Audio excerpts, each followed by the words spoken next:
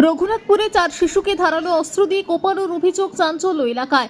সুদীর রঘুনাথপুরে আজ বৃহস্পতিবার বিকেলে চাঞ্চল্যকর ঘটনা। একসঙ্গে 4 শিশুকে ধারালো অস্ত্র দিয়ে কোপানোর অভিযোগ উঠল গোলাম সারোয়ার বাদশা নামে এক যুবকের বিরুদ্ধে।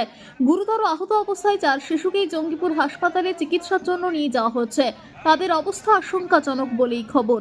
আহতদের মধ্যে রয়েছে প্রায় 5 বছরের নুসরাত খাতুন, 10 বছরের ইসরাত খাতুন, প্রায় 3 বছরের মনিফা খাতুন, 10 বছরের আলিফা খাতুন। সূত্রের খবর, ঘটনার পর অভিযুক্ত যুবক নিজেই সুদি থানায় হাজির হন। খবর ছড়িয়ে পড়তে রঘুনাথপুর এলাকায় ব্যাপক উত্তেজনা ও চাঞ্চল্য। ঘটনাস্থলে ভিড় জমাতে শুরু করেন বহু মানুষ। কী কারণে এই ঘটনা ঘটলো তা এখনও স্পষ্ট নয়। ঘটনার তদন্ত শুরু করেছে পুলিশ। শিশুগুলি সম্পর্কে 3 জনের মামা হন এবং একজনের কাকা বলেই খবর। কনফার্ম হয়নি।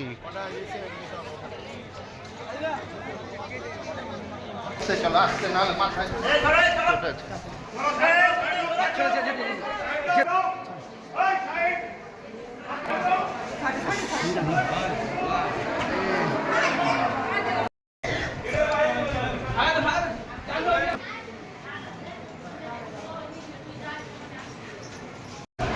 যে কেটেছে তার বাড়ি, যে কেটেছে তার বাড়ি আমাদের বাড়ি রঘুনাথপুরে। কি নামটা? বড় একটার নাম হচ্ছে ইসরাত, একটা নুসরাত, একটা মনিফা, একটা আলিসা। যে কেটেছে তার নাম কি? ওর নাম বাদশা। এখন বর্তমানে সে কোথায় রয়েছে? ও শুনতে পাচ্ছি গেলে থানাতে সারেন্ডার করেছে। কি হয়েছিল? কি কিছু হয়নি, বাড়ি বাড়ি কে জানি, কথা বলতে পারলাম না, বাইরে বসেছিলাম, দিয়ে কেটে দিয়েছে। তো বাচ্চাগুলো খেলছিল ওদের বাড়িতে। বাচ্চাগুলো কেউ হচ্ছে যে মেরেছে তার? হ্যাঁ, মামা আর কাকা হয়। মামা? মামা হয় বাচ্চাগুলো, দুজনের মামা হয় আর একজনের কাকা। 3 জনের মামা আর একজনের কাকা হয়। এখন কি অবস্থায়? বাচ্চাগুলোর বয়স কত কত?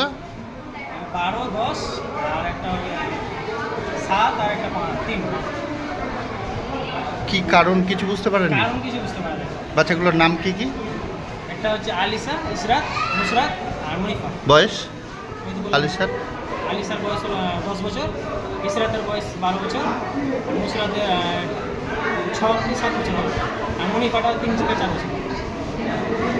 চারটেই মেয়েই আছে, চারটেই। কি নাম? আমার নাম সাহিদ আহমেদ। বাড়ি? রঘুনাথপুর। বাড়ি কে হচ্ছে তুমি? আমি ওদের মামা হয় আর কাকা হয়।